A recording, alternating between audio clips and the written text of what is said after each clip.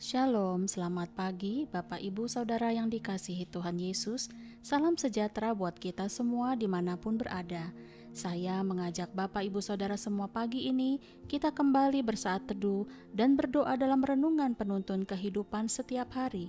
Kiranya damai sejahtera Allah dan tuntunan Roh Kudus menyertai kita sepanjang hari ini. Tema renungan pagi ini, ada proses dalam setiap panggilan Tuhan. Nats Alkitab terdapat di dalam Yesaya 43 ayat yang pertama. Demikianlah firman Tuhan. Tetapi sekarang beginilah firman Tuhan yang menciptakan engkau hai Yakub, yang membentuk engkau hai Israel. Janganlah takut, sebab aku telah menebus engkau. Aku telah memanggil engkau dengan namamu, engkau ini kepunyaanku. Saudaraku yang dikasihi Tuhan Yesus, Tuhan mencari orang yang taat.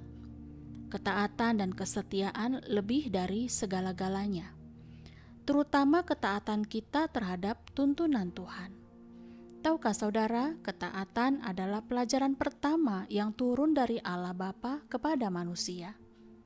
Jadi pelajaran tentang ketaatan sesungguhnya bukan datang dari bangku sekolah. Dan pagi ini kita akan belajar bagaimana Yakub mengalami proses dalam panggilan Tuhan. Saudaraku, arti dari nama Yakub adalah penipu atau pembohong. Yakub adalah gambaran manusia berdosa yang sama halnya dengan kita. Kita berdosa bukan karena telah berbuat dosa, melainkan karena di dalam diri kita sudah ada dosa, sehingga kita mencuri, kita membunuh, kita berzina, kita menjadi orang yang pemarah dan mengambil keputusan-keputusan yang menurut kita baik. Yakub tidak berbeda dengan kita, saudara. Sekalipun Yakub adalah keturunan Abraham, bapa orang yang beriman. Bahkan Yakub telah berlaku curang, melakukan penipuan demi memperoleh berkat. Namun Allah dalam pemandangan kemahakuasaannya telah memilih Yakub untuk dipakai dalam rencananya yang besar. Saudaraku, perhatikanlah hidup Yakub sebelum ia diubahkan Tuhan. Ia seorang penipu, pembohong, licik, tetapi juga penakut. Ia juga hidup dalam ketakutan dan tekanan terhadap Esau kakaknya, sehingga Yakub harus pergi ke tempat yang jauh bersembunyi dari kejaran Esau. Di tempat Laban, Yakub mulai diproses Tuhan habis-habisan. Dan karena Laban pamannya ini lebih lihai liciknya terhadap Yakub, maka selama 20 tahun Yakub bekerja bagi Laban. Jadi baru ketika ia keluar dari rumah Laban, Yakub mengalami perjumpaan dengan Tuhan. Ketahuilah saudara, ketika Allah memilih kita, Tuhan tidak melihat riwayat hidup kita, atau melihat apakah kita ini orang baik atau orang berdosa. Tetapi Tuhan memilih orang yang Dia inginkan. Roma 9 ayat 15-16 berkata, sebab Ia berfirman kepada Musa, aku akan menaruh belas kasihan kepada siapa aku mau menaruh belas kasihan, dan aku akan bermurah hati kepada siapa aku mau bermurah hati. Jadi hal itu tidak tergantung pada kehendak orang atau usaha orang, tetapi kepada kemurahan hati Allah.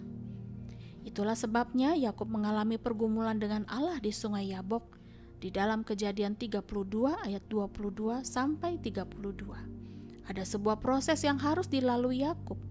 Ada peperangan dalam jiwanya sampai ia mencari Tuhan.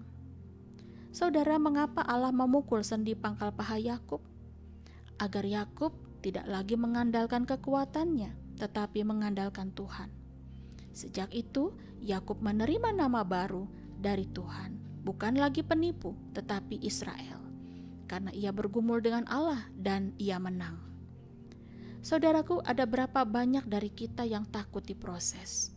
Firman-Nya berkata, sebab rancanganku bukanlah rancanganmu, dan jalanmu bukanlah jalanku. Demikianlah firman Tuhan. Seperti tingginya langit dari bumi, demikianlah tingginya jalanku dari jalanmu, dan rancanganku dari rancanganmu. Yesaya 55 ayat 8-9. Sesungguhnya Allah telah mengasihi kita tanpa syarat. Berapa banyak pun kita telah jatuh dalam dosa, tetapi kalau Tuhan mau pilih kita, ada dua jawabannya. Pertama, mau diproses Tuhan, kita akan berbuah. Yang kedua, tidak mau diproses Tuhan, kita binasa. Jadi saudaraku, jikalau kita diizinkan Tuhan masuk dalam proses untuk dipulihkan, untuk dibersihkan, bangkitlah seperti Israel. Karena Tuhan mengerti jalan hidup kita, dan Ia ingin agar setiap anak-anaknya selamat, bertumbuh, dan mengalami apa yang Tuhan janjikan atas setiap hidup orang percaya. Amin. Mari kita berdoa. Bapa, kami bersyukur kepadamu, sebab ketika Engkau memilih kami dan memanggil kami, Engkau tidak melihat riwayat hidup kami.